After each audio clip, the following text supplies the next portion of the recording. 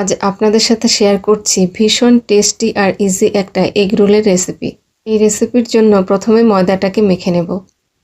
স্বাদমতো নুন, চিনি, 1 চামচ সাদা তেল দিয়ে ময়দাটাকে ময়াম দেব প্রথমে। তারপর অল্প অল্প জল দিয়ে পরোটার ডোটা তৈরি করে নেব। 7 থেকে 8 মিনিট এভাবে ডলে ডলে মসৃণ করে ডোটা তৈরি করে নেব। একটু সাদা তেল মাখিয়ে ভিজে কাপড় দিয়ে ঢেকে আধ ঘন্টা রেখে দেব।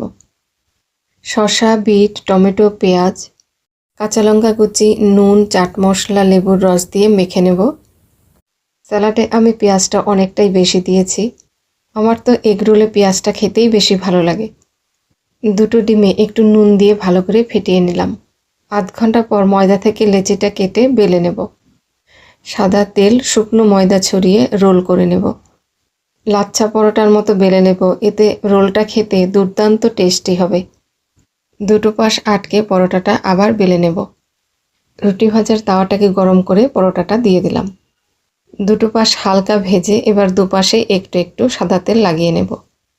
1 চামচ সাদা তেল দিয়ে এবার ডিমটাকে দিয়ে দেব। ডিমের ওপর পরোটাটা দিয়ে ভেজে নিলাম।